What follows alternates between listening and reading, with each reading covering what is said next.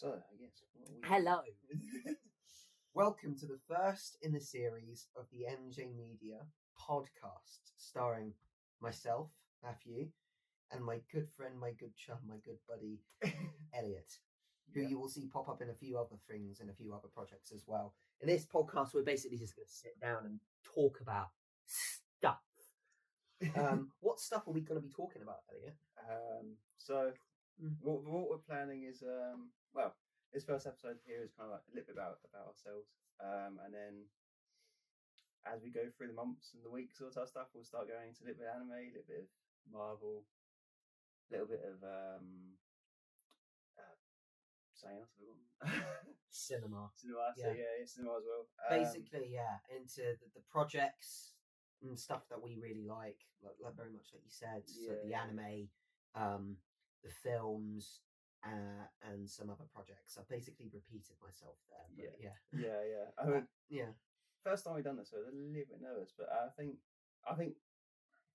the as the culture stands right now, I think it's sort of. I think we could take a lot from media, so I think we're kind of going for we're kind of like taking things apart, thinking through them, having a conversation, see what happens really. But we are by no means experts. We're just two lads having a chat and just see what happens. That's just it. I mean, there are so many podcasts out there, and I even tried to start one with a good friend of mine ages ago, and they never took off. And it's purely because I remember the second episode we spoke about so much stuff, and he wasn't recording. Oh no! The whole thing was just that we had the audio was not recording. The facial expressions were there. Yeah. And then we were like, I don't really want to re-record that, and it just never took off. So for this first episode, we're gonna briefly talk about the agenda of things, but more or less talk a little bit about myself and Elliott. Yeah. For those of you that are good friends with us, you know us. We're a bunch of crazy nerds that can talk for days about the things that we love. Yeah. But for those of you that don't know us, here's going to be a little bit of a snippet about me and Elliott. Who wants to start? I guess that's me. Do you want to start? I guess so.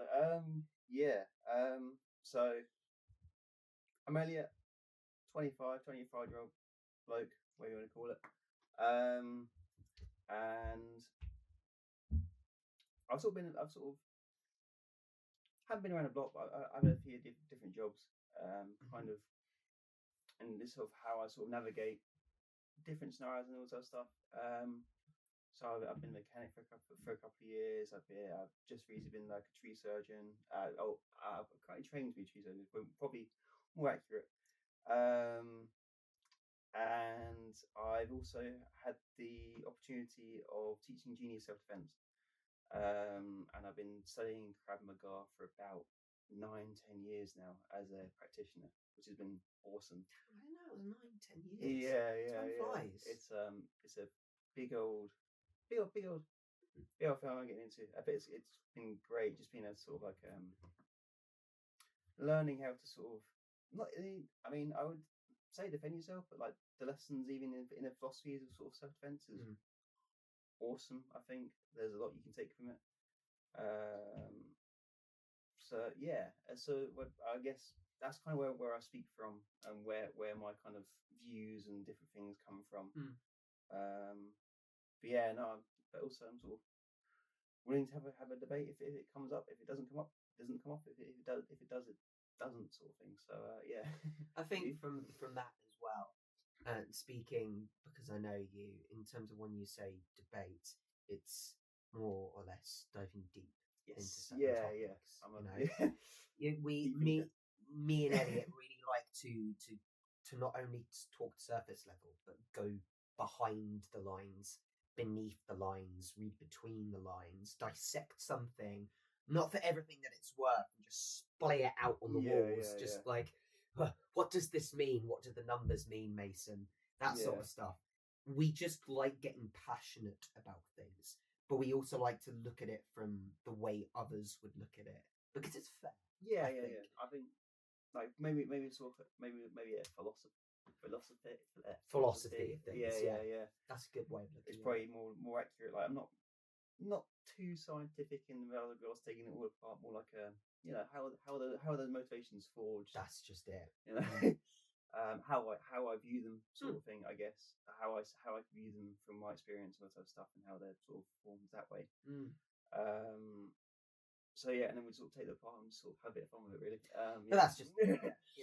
Look, there's been plenty of times, and it will come up in the podcast, I'm sure, when I got Elliott to come round to watch an anime that he had just started watching on Netflix, and I was subscribed to Funimation, RIP Funimation streaming platform at the time, and I find that in the end, most of our time was not spent binging the episodes, it was spent talking about them. Yeah. We sat on this very sofa for at least about an hour, maybe two, and we were talking about the episodes that we'd just seen, the episodes we wanted to see. Yeah. And then we took one look at the time and we were like, oh, poop. 2 o'clock in the morning. Yeah. Like, oh gosh, we probably better call it a night. Yeah. We're the confidence for that one. Crikey, damn. we really did. But sometimes we would talk ages about just one character. Yeah. But then it would. Yeah. That's what this is for. This is what this. Yeah, we're gonna sit down on the sofa and genuinely let others in on our conversations as well. Yeah. I mean, you mentioned sort of having sort of guests on. I mean, probably got close friends with it. I mean, someone down the path, but we'll see. But yeah, we're learning as we go along. So this first couple of episodes, we're gonna be nervous as hell. We're gonna be nervous. Speak for yourself. I'm confident. Okay, I certainly will be. There's no shame in it. But that's kind of the reason I wanted to do it as well, because people who know me will know that I stutter like a lot. And I'm trying to improve that. So I think this is kind of a good way of doing that. And also just speaking skills in general, I'm not too good at. I'm trying to practice them. Being able to teach was sort of great in sort of being able to sort of learn that first sort of, how do I stand? How do I look at somebody? How does me looking at someone impose? How does me looking at somebody sort of affects their decisions and all that sort of stuff? Or what questions should I ask for a certain result? All that sort of stuff. I mean, you can speak more from it being more of a curriculum-based teacher or in training when you were going through it. That's a perfect hook for me to go on myself there. Yeah. I'll join in the conversation. I'm Matthew.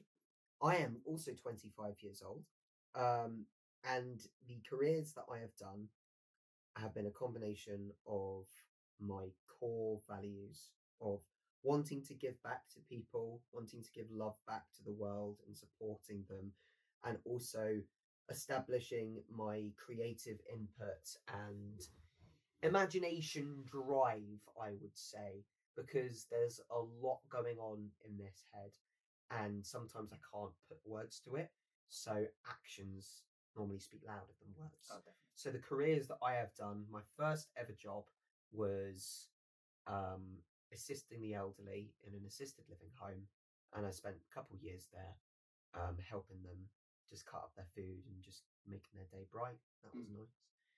Second job was working at a golf club. It taught me more about the customer service industry, made me grow in confidence because I was quite the introvert. At one point in my life, I would prefer my own company, make my own ideas, sit down. Lego was particularly something that I would channel my comfort through, and my imagination and my love for a good story, particularly action as well. So I prefer my own company because I had more fear of embarrassment, when someone looked at myself and didn't like me. It wasn't the idea that they didn't like me. It was the idea that I had a value of myself. There was something about myself that I would get embarrassed about, and then I would go back into my shell about that. I think we probably both speak to that to a degree, because I mean, I would. So I need to frame this properly, really. Like, I've had issues in the past, but so has everybody else. Like, I could feel sorry for myself all I wanted to. But at the end of the day, like, those challenges are kind of who you build to, you can build to become, really. So Yes. like, so sort of brilliant name calling sucks, fine, but you can't let it hold you back. No. And you kind of see so many people these days kind of go, oh, I'm a victim of this, and that, and that's fine. That's fine to a degree, but you just don't let it hold you back. Kind of let it build a strength. Build you. Yeah. I completely get that. Which goes on to sort of the next part of my story. Yeah. Is customer service evolved from golf to pub, which was more nitty gritty day-to-day life. And I had more of a flavour of the texture of the normal day-to-day man and woman. In a pub, you go there to have a laugh, let yourself go, and sometimes forget about a few things. And I discovered that very quickly when I worked at the Wyvern, which is one of the biggest staples of my life. It brought out the best in me. Oh, definitely. It brought out a few things that bubbled to the surface about me. There were underlying things that I didn't recognise as real elements of me. And I felt in that career I could be more of myself than any other. Linking back to what you said about the curricular teaching, which was something that I sought to help others and channel my creativity. I learned that successfully. I spent a year pursuing that goal. It was one of the most difficult things I've ever had to do in my life. I have always said that teaching is up there in the top 3 most difficult jobs to do. Number 1 being the NHS, and number 2 being emergency services. Yeah. And just in general, the amount of respect that I have for the NHS and the emergency service and the teaching force is unparalleled. Because it's so tough, and I know that. I can't speak from the emergency services perspective, and I don't think I ever will, because I'm not that strong to pursue something like that. But I can speak from the teaching, and every day is a performance. And the curriculum, I won't go into the nitty gritty curriculum stuff. I won't get into that because I want to maybe, but there are things about the education system which broke me, and it's a shame because at the end of the day, I am a young boy at heart. There are so many things that I want to keep doing that I did when I was a child, and the way that life is at the moment, and the way life, I would argue, has always been, has been just do what you love, have fun. Yes, you've got to work, you've got to give back to the world, but life should not be a day-to-day grind to get money and be serious. I think a lot of people hustle culture, that is. Like a lot of people sort of like work. They want to kind of gain money or sort of stuff. I've kind of noticed over the time though, like they will almost work too much and then sacrifice their humanity in the process. So they become cynical business. They sort of have this sort of corporate character. Mate. And then, but rather than clocking off entirely, they don't clock off and they bring it home. So and you kind of you get that sort of blunt corporate language in the house, and you're kind of going, hey, like this is confusing. I can speak from very much experience there when I came home after a day of school, and I didn't have an escape. Because teaching, you're thinking all the time, and I love to think all the time. So I knew teaching was good for me, and I love being myself in front of a whole theatre. It is a theatre of young minds that look up to you and want you to brighten their day, and for them to I love being creative with young minds, because that is the biggest catalyst of their life. I mean, to discover who they want to be. I mean, they're the new generation coming through, and Yeah, a lot of people kind of assume that, oh, they're the younger generation, they're naive, all that stuff. And I kind of think it's a misconception because as much as the internet's got its issues, Yeah. there's a lot of knowledge there. And to be honest, those kids are picking up that knowledge and they're going to ask you questions that you're kind of going, oh, hang on. You didn't think of it. You Before. didn't think of it that way, and that's what I love. And you kind of just think of it on the fly, kind of going, oh, gee, okay. So, like, Yeah. you know, I kind of think generations in the past, and there's sort of arguments to sort of speak to it where like they kind of disrespect the younger generation coming through. And is it a cycle? Yeah, granted. Is it something you have to go through? Yes, probably. But I think right now with the evolution of the internet and sort of stuff, we kind of misconstrue the fact that the kids are stupid. Granted, there's a lot of information around, and some of the information, yes, is wrong. But it's kind of it's ours and your responsibility to kind of go, question that information. Like, don't just take everything as gospel. Try and get different sources. Like, I'm my sort of, I guess, the way I kind of break stuff down is I'll go from like one source to another source. I'll see if they kind of repeat the same information. I kind of think we kind of forgot to teach that to the generations coming through. It's again, that's a testament to a lot of other things which we won't go into, for fear of it being political. But to put it into an optimistic lens, humans are curious. Yeah, we've always been curious. If the first Stone Age person was not curious, then Homo sapiens would never be. No, if you think, I wouldn't even say philosophically about that. You could think in the most primal instinct. If the first person never sought a way to create fire, never sought a way to find different ways to look for food, then we would not be. It is built into our system to be curious. But the love that I have for that is there's 8 billion people beyond that door over there. Everyone is different, and they are curious about so many different things, and that evolves our world. I have hope for it to evolve into something so special. There's so many. We look at the world, and there's so much chaos, I think, is the most apt way of putting it, for fear of not going into another thing, which is you'll very quickly discover about this podcast is we're not going to get into anything controversial. As much as we have in the past, we've spoken about it. Everyone will have an opinion. That's what makes us human. This podcast will be a safe space to just nerd out. And talk about a few things. I mean, we won't be able to avoid it. There will be some things where it will sort of naturally kind of go, oh, I guess we're having this conversation now. And if we will just bounce off and sort of say everything. I mean,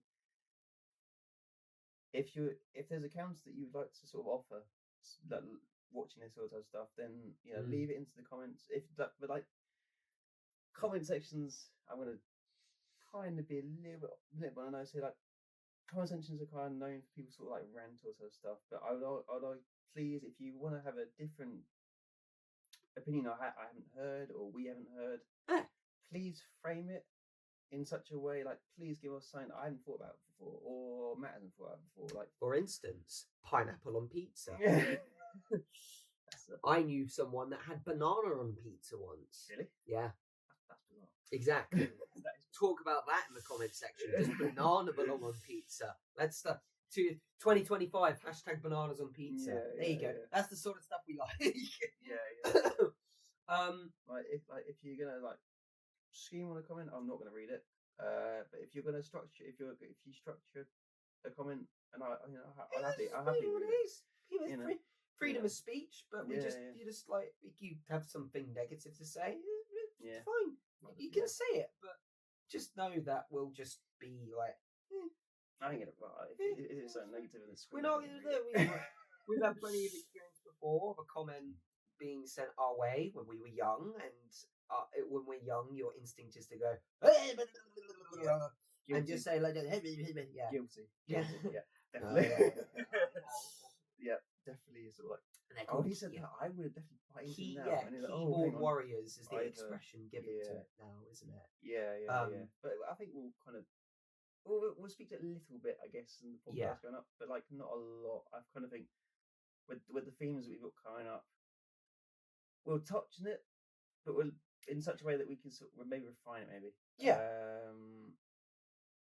But like the subjects we're kind of going into, they are, because we can frame them on this sort of like anime culture, movie culture, Marvel culture, all that stuff, because we can frame it that way. I think the conversations can be sort of directed a lot easier in that sort of sense. So I guess that's kind of what we're going for.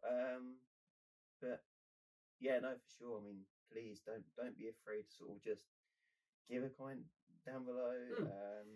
I'll be more happy. And I would say we'll discuss it at the end of this episode. We have an agenda of things that we want to get out first, because the brilliance of this podcast is we don't. It's not like, oh, we don't have any ideas. We do have a bunch of ideas, and we know what we're going to talk about, because these are the things that we want to get off of our chest and our head first. Yeah. I'll repeat myself, but it's important that I do for this element of the conversation. The love of anime, the love of film, and the love of creating stories and characters.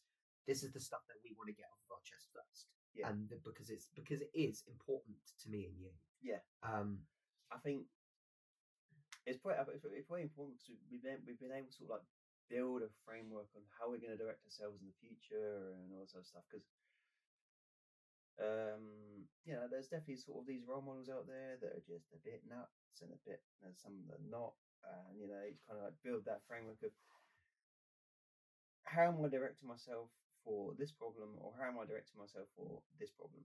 And I kind of think anime and Marvel kind of have some answers to that. Yes. And I think stories have that benefit of kind of going, oh, hang on, how was that situation handled here? Can I then transpose that into a real life situation, sort of thing? Yeah. So I guess kind of like working that problem out. So yeah, I love that. It is, and I'll round up my sort of like career investigation by linking to that. And quickly before I forget, go into the comments after we do our agenda. If you have any suggestions of the stuff that we can talk about, we'll have a look and we'll definitely take it into account. Or if there's a topic of conversation you like us talking about, for example, you watch this video like, I really like that they started talking about education and experiencing teaching, because we are both teachers. I taught for about a year and a half. Yeah, just over a year and a half, and you're still teaching now. Yeah. So you want us to talk about that, for example? We can talk about that and our experiences and our love for it, because I do have a love for teaching, and I will go back to it eventually, because a year and a half, I did decide to leave my teaching job because every day was a performance and things weren't quite going okay in the head for me at that period of time. It was too mentally taxing, and I wasn't getting the help that I specifically needed, which was a shame. So I moved on, made a few life changes, went through some life lessons, and now I'm back at where I, for the time being, belong. I'm back at the Wyvern, back at the pub. I'm working with them on a few things and a few creative projects, because this year I would like to buckle down and get stuff done for MJ Media, which has always been a passion of mine. I've always wanted to, going back to my core belief of giving love and showing who I am to others and helping them and having a creative imprint. MJ Media is a really exciting opportunity for me to do that. There will be other things that you will see with me and Elliott and pardon me, other people well that we can't wait to get started on. We won't say anything here. Yeah. There will be other projects that I want to do. Like I said with the Within, there's films I'm creating for them as well, and adverts and little slices of life. It's good to get stuck in there. That's the sort of like pivotal catalytic state that I'm at the moment. I'm rediscovering who I am and realizing that the creative imprint that I've wanted for a while can be achieved by me, not a third party, So if I end up going back to teaching or whatever in the future, far into the future, then I'll be happy for it. But for now, why not? Yeah. Why not? Experiment. Yeah. Yeah. We're both 25 years old. We've got the rest of our lives ahead of us, so why not? Yeah, do something like that now. We're sort of both learning as we're going on, really. So, so we'll probably continue to make mistakes in the future. To be honest, I actually encourage it. Like, if you're going to do something, make a mistake. I've noticed, like, marvelous mistakes. Making those mistakes, you tend to learn from it a lot more.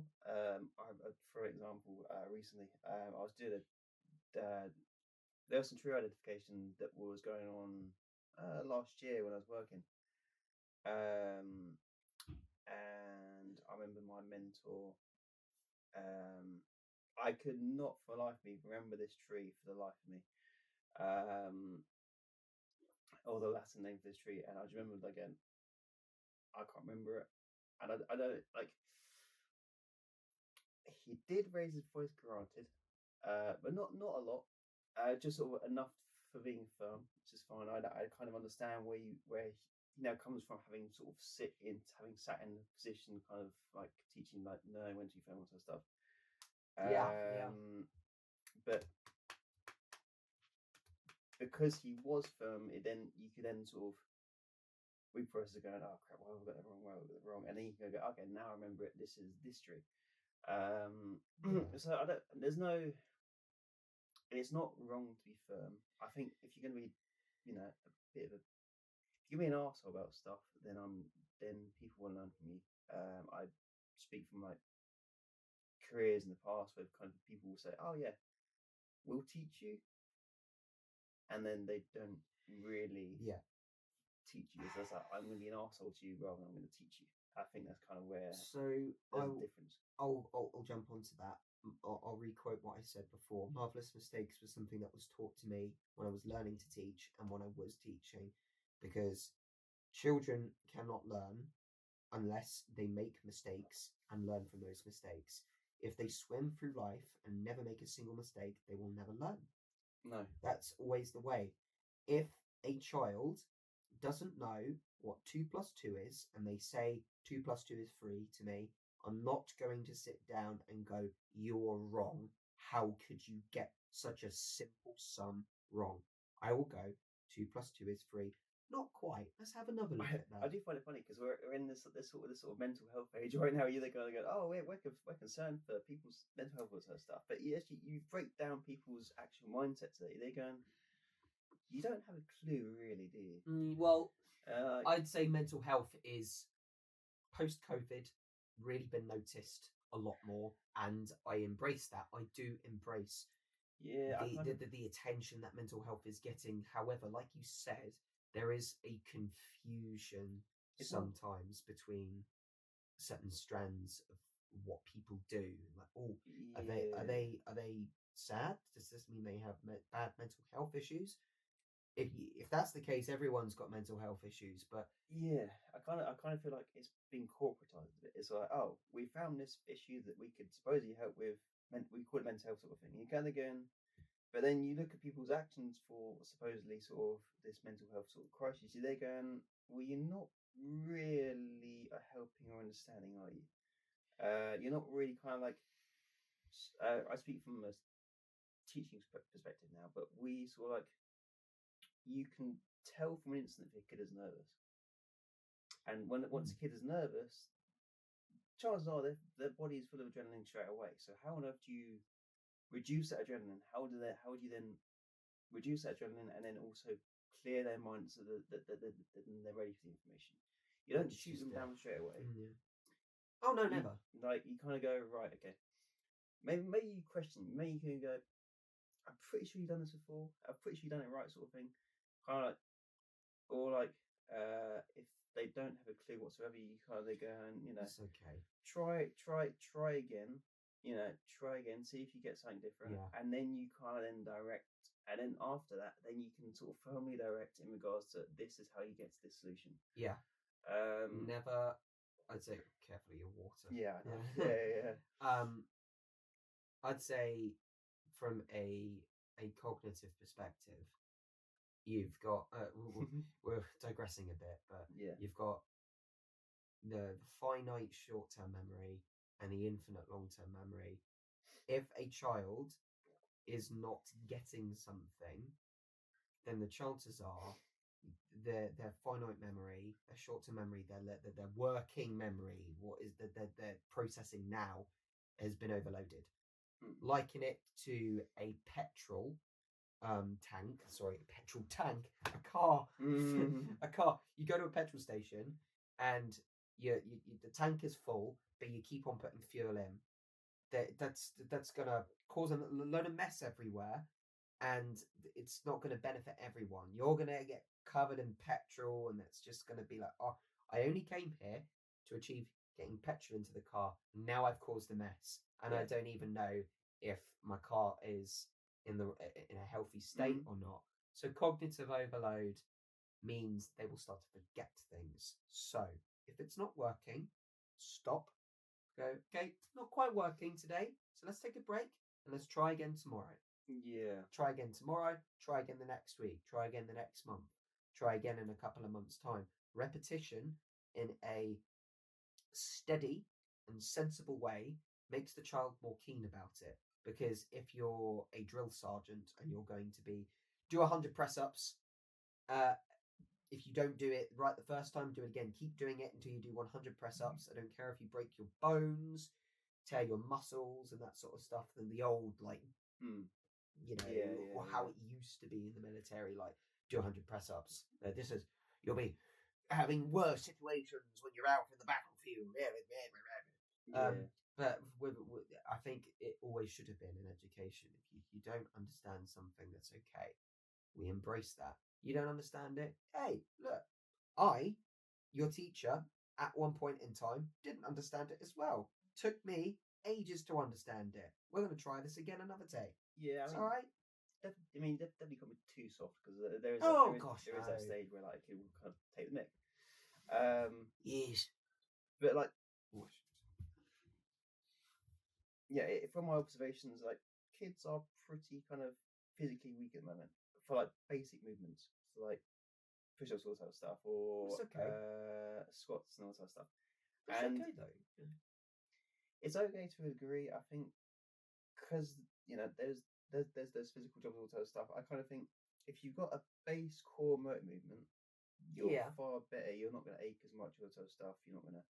So from a long-term perspective, it makes more sense that they're in a more physical. They're in a better physical condition, as more like a long-term thinking process. Like, but like, because we know they are kind of in a more physically weak stage, is how would you then build them up? Like, you've got to encourage them to kind of. You can't just kind of shoot them down and go, "Oh, you're weak straight away. You'll stay weak," sort of thing. So, you adjust the exercise that hopefully that core can then kind of get stronger, and then they can then get up to that stage. Like, I've seen kids who've taken on those practices, and they've actually pushed themselves then to do a full press up. And once they do a full press up, it's hilarious because they go, "Oh, I can do it now." It's like, "Oh, sweet." I liken it. I will liken it to my own perspectives. If we're talking a physical element, then I have some examples. I've got a example of a teacher that was far too harsh, to be kind. When I was at university and I was really buckling down trying to learn how to draw, they looked at what I did, held it up in front of the class and said, "What the hell do you call this?" Bloody hell. It was very uncomfortable. It was very clear that my closest friends at university were quite uncomfortable as well. I was heartbroken.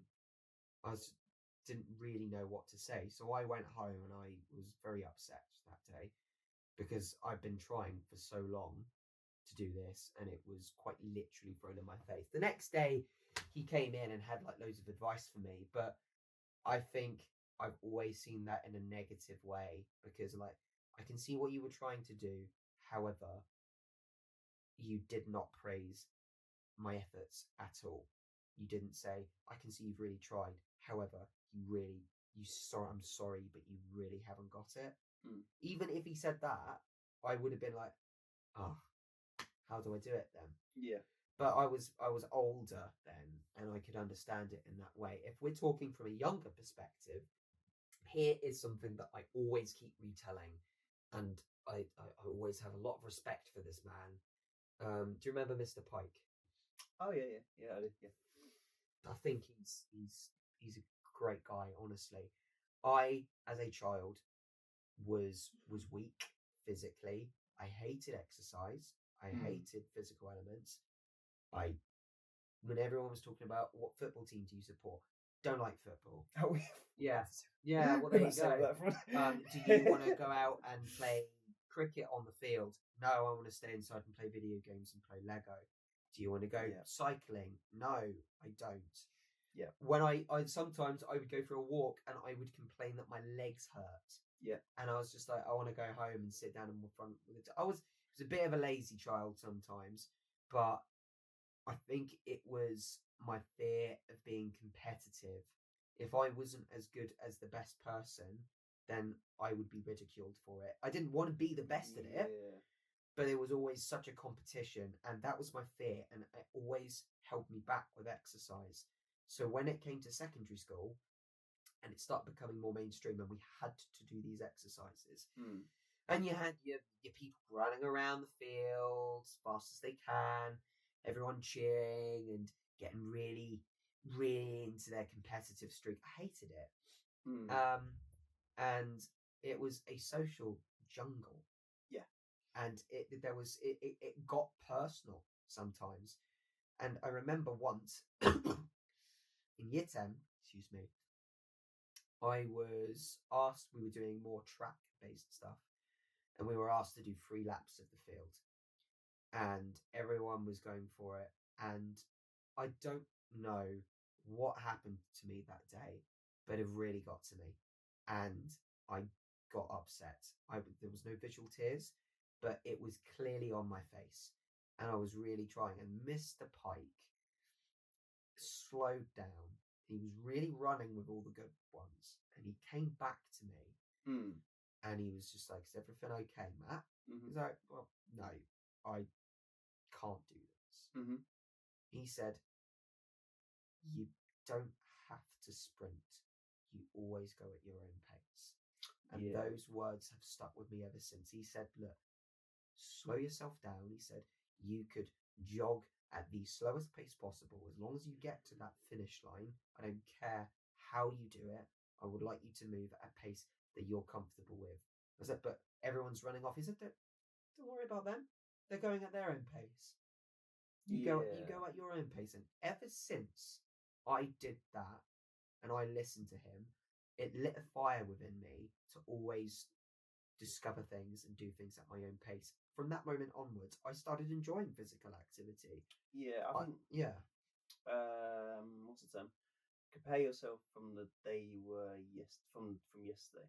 So where were you yesterday in regards to how was your sprint time? How was your run time today compared to yesterday? But that's just it. Like, don't compare yourself to everyone else to a degree. I think you do need to, but not to an excessive degree. Like, I know a lot of people like excessively competitive, which is fine if you can handle that. If you can handle that in your own mind, awesome. But I think we're kind of beginning to discover now that like every sort of physical body is different to a degree. So everyone has got a different lung capacity, a different heart rate. You can improve all those things, and that's okay. Do you need to improve all those things for average everyday life? Not really. No. Do you need a core base strength? Yes. But to compare yourself to like everyone and everyone is just nuts. I mean, people you Right. like people you see it again. You see it on social media sort of stuff. It's like, oh, this bloke's doing this bloke's doing that, and yeah, it's cool. You could maybe set yourself as a goal as to, oh, I want to be here next year because that looks cool. But like, it's not excessive. It's just what were you from yesterday and what are you today? Have you improved? If you've improved, great. If you haven't improved that day, awesome. Go again the following day. Yeah. Like just because you haven't improved one day doesn't mean that you've now failed. It just means that you can then improve again the following day. That's something that's always plagued me. There's like an expectation, and that expectation is false. As a society, there is a belief that we have to conform and be like others, and then we will be accepted and we will be noticed. And that cannot be further from the truth. No. I would now argue, and I'm not going to be a preacher here, because I know it's not as simple as it sounds. People have their own way of dealing with things, and sometimes people fail to see things in a certain way. That's your journey, and that's how you're going to look at it. And I would encourage everyone go on their own journey as well, and support and love them for that. But they have to remember, and this is a general thing that I'm saying here, that you cannot have things handed to you on a silver platter. Very much equally, you cannot and should not conform to an expectation of who you think you should be because of other people. You should be who you want to be because that's how you want to live. Yeah. Kind of get comfortable with yourself. Yeah. Like, what are your strengths and what are your weaknesses? But don't just sort of settle for what your weaknesses are.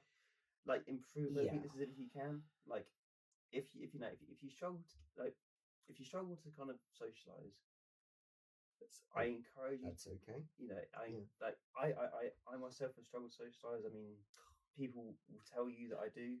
The people who know me. People sort of run away from their fears, and granted, some of those fears are legit. Some of those, hang on, the wording's not quite right there. Some of those fears are a lot stronger than the fears that everyday life should sort of have. So, I'll have a test coming up this year that, for my own sort of type of things, that will be a test. I'm not quite sure how well I'm going to do with it, but that comes down to me. But like the average everyday fears of going out and meeting people, I encourage you to get used to like adrenaline. People. Yeah. Socializing. Like every time I've been out and challenged myself to go out, like even just going out to a nightclub on your own. Like when your mates aren't around, you're there going, well, I'm bored. I want to go out. What do I do? Oh, sod it. I want to go to zinc for a night. And I remember going down there and just kind of going. I remember you did that once, yeah. Yeah. I was going down there kind of like, I'll have a drink. And then what ended up happening was, because I was down there and just because I was in that environment, people come talk to me. And they'll be going, oh, you hungry? And you go, they go, no, I'll just I've heard that. Over. It's like, because people approach you when you aren't pretending, when you are there for your own motivations, your own reasons, which is what I love at the pub. I'm there because I need to work.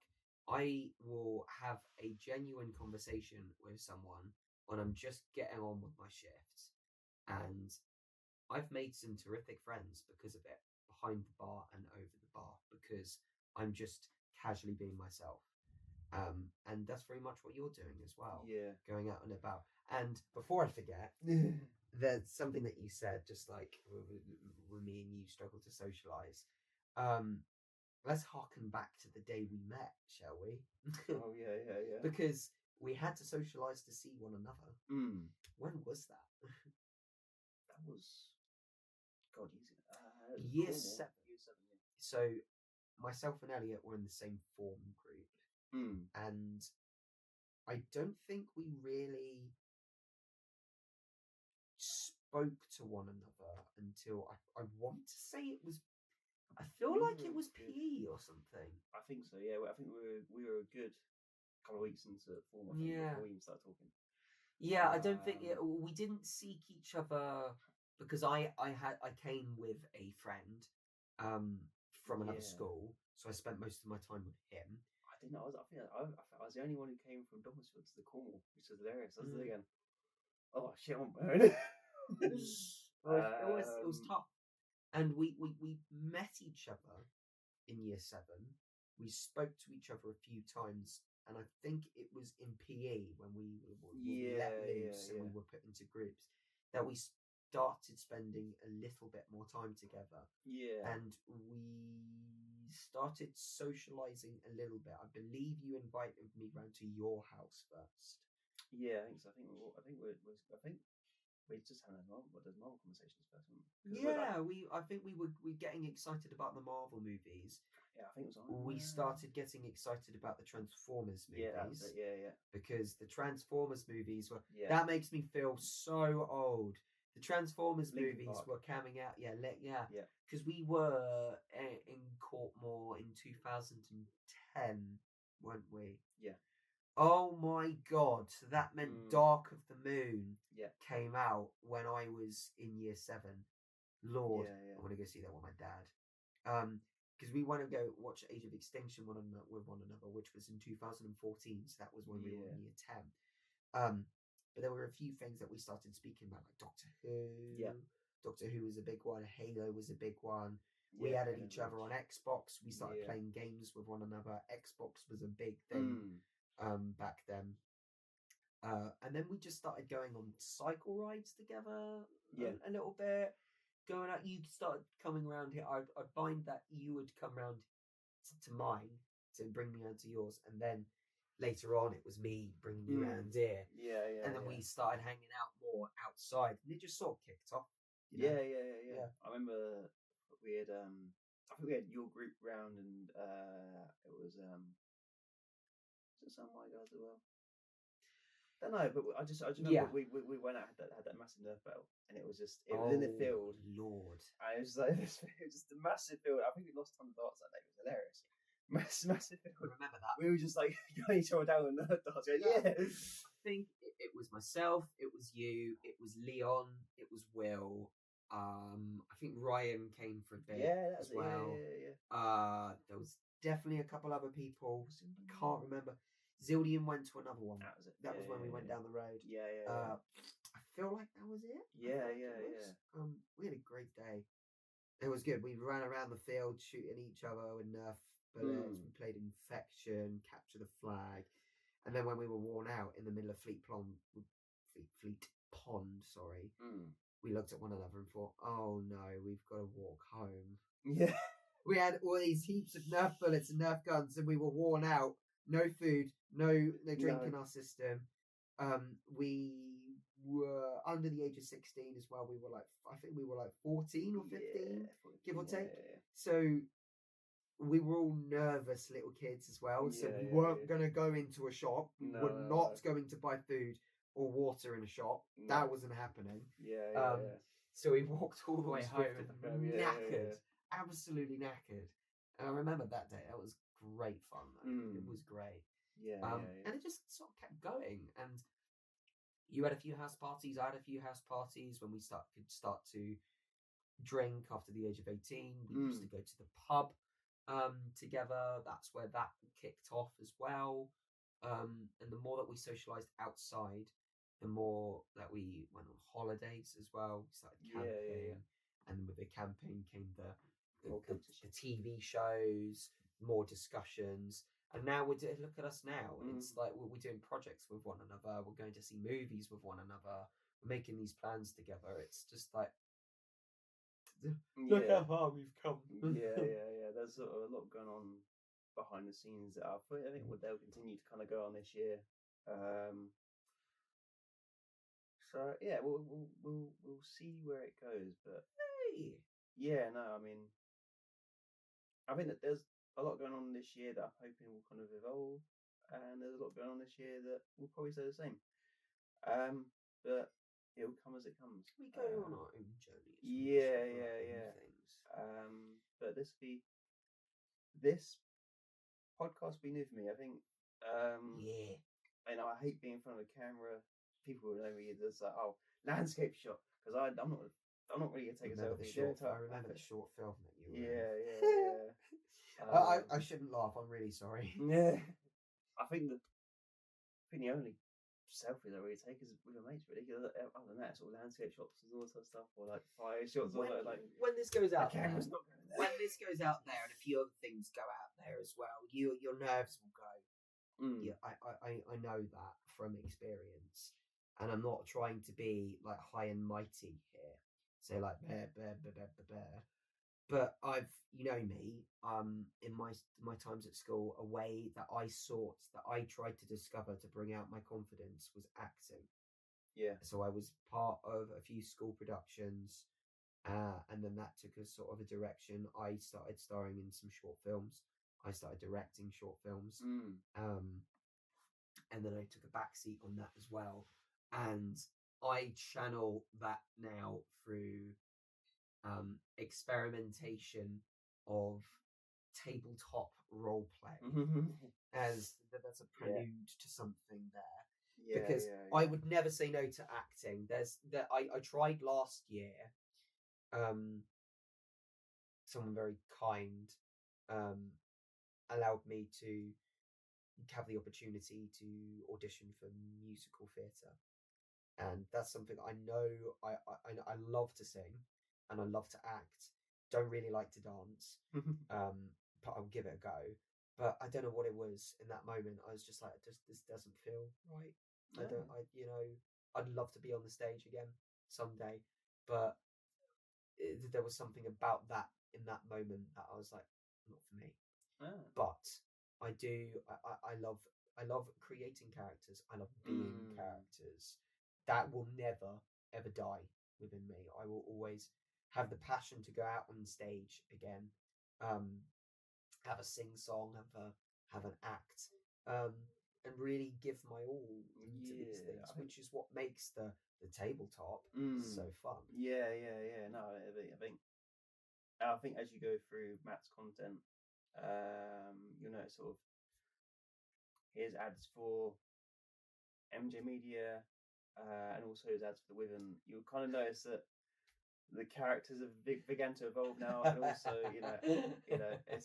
it's interesting kind of seeing you sort of embrace it. We've known in the past you've had it through Cornwater stuff. Yeah. Having seen you embrace it entirely now is interesting. Sort of seeing what you've come up with, all that stuff.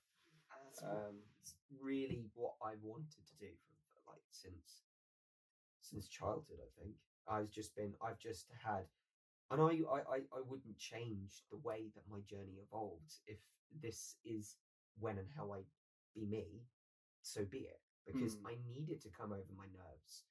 I needed to realize these certain things, and it has taken me this long to realize it.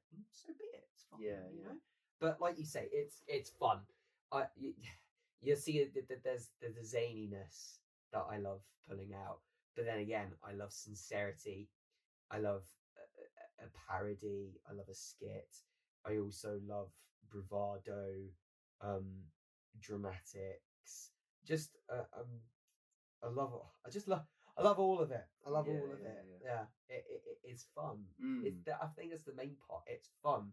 If I make people laugh doing it, great. If I don't make people laugh doing it, it's fine. If I make people cry doing it, it's first time for everything. No. Don't really know where to go from that. Oh dear.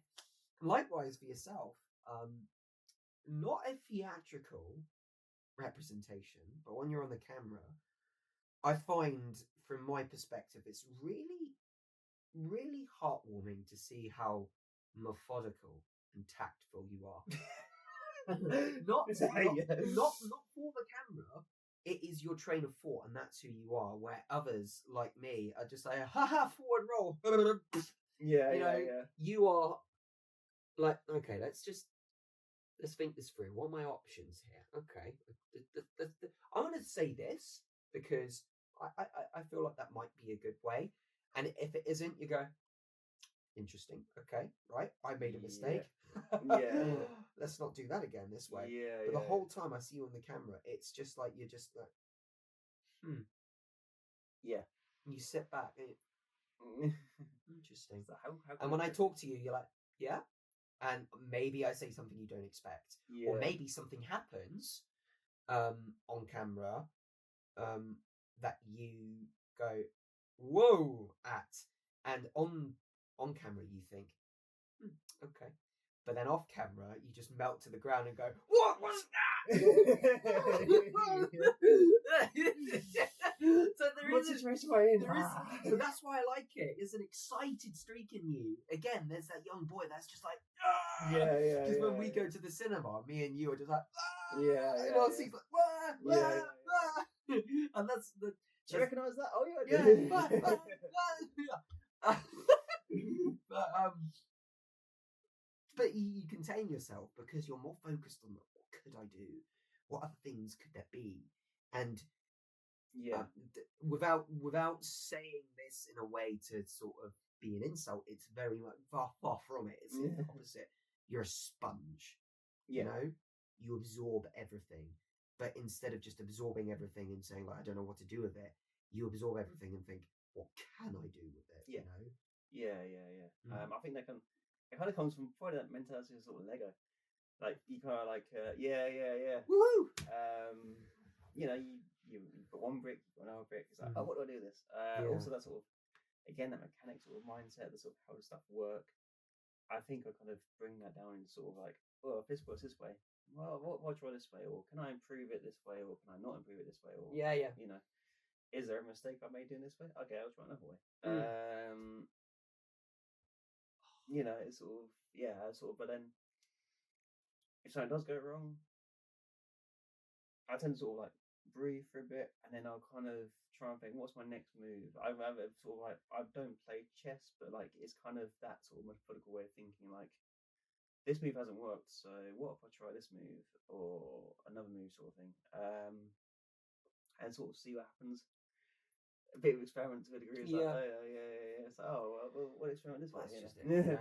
And that's the fun part of thinking. Like, you don't have to think the same way. No. And a lot of my mind and a lot of your mind is always just constantly going. Well, I say something, you're like, oh, I didn't think of it that way. No. And then you say something, and I go, oh, yeah. Oh, I like that. Yeah. But that's what makes these conversations fun, you know, and that's why we sort of want to share it, you know. I think that sort of rounds it up a bit. You know, we've covered the basis and we've explored a few things, certainly that we didn't expect to explore in this episode. No. But I think people will learn about more of us when they see the content across. Of course, you know, Elliott has an Instagram. I have MJ Media. So if you want to see more of me, I definitely do my slice of life, the slice of Matthew, on MJ Media as well. On my stories and some posts sometimes as well. Very much like yourself as well, you do your slice of life and the stuff that you like and enjoy and do on your Instagram as well. Yeah. So I'll link that if you want it linked. If you want it linked, if you don't want it linked, that's totally up to you. I mean, figure it out. If people want to follow Elliott to see what Elliott wants to do, then that's something that you can do. You can release on your discretion. Yeah. I mean, if you do end up following me, it's just lots of landscape photos and lots of group photos. So yeah, but that's you. People will follow you for you, not because I don't know where I was going with that. But so you'll figure out a lot more about us two as the series progresses. that was sort of like a basis. I say the groundwork and the foundation of the culture and the ideas and love that we have. Yeah. And we'll call it a wraps for that episode. But not before that, we will sort of explain as briefly as we can what to expect from the podcast. I'll start and you can chime in. Yeah. Essentially, we will have a topic, and with that topic, we will spend 3 separate episodes taking it apart in 3 different strands. For example, the first 3 series of episodes after this is going to be about the anime My Hero Academia. It is a very important anime to myself and Elliott. It is one of the first animes that I ever watched. There was an anime that I watched before. Don't know why I'm trying to be enigmatic about it. It was Dragon Ball Z. But My Hero Academia was quite the shake-up from that, even though it was shonen. And we watched the show together, and we had so much to say about it, and we had so much enthusiasm. So we had to make this the first big topic. So after the three strands are done, so episode 1, 2, and 3 will be about My Hero, we will move on. And we will move on to not necessarily another anime. It could be another film. It could be about another concept, something that we like as well. But we have the first sort of we've got a fair few mapped out. Yeah, we've got 22 episodes planned as of now. Yes. So yeah, we definitely got some content coming down the line. So yeah, I kind of look forward to hearing from people, what they're thinking, what they're not thinking. Yeah, what they like, what they don't like. If there is something that we discuss, we said this in the episode, if there's something that we discuss that you want us to keep talking about, brilliant. Then we will potentially make that into a future episode. We have our agenda mapped out now, and we're going to do that agenda. But if after the agenda is done and there is a suggestion that we like, we will talk about it. Yeah. If then we don't have any suggestions and everyone likes the way that we're doing things, we'll carry on. Yeah. It's more or less, we will take feedback on board and move forward in our own way. But we love to talk about things. So like if you wanted to, I don't think we've planned talking about a book per se. No. But if someone turns around and say like talk about Dogman or something like that, then me and Elliot will have nothing to say because we've never read Dogman, but we might. We might sit down. I think we'll do that though. Yeah. I mean, suggesting content. I mean, you know, as much as we're having a conversation here on camera, like, you know, the conversation is all bit it will be in the conversations as well. So we'll try and bounce off as well. And then, then we'll go from there. Really, yeah. We look forward to seeing you. Well, we really look forward to it. So we will say thank you for joining us for the first official MJ Media podcast, and we will see you in the next one. Bye.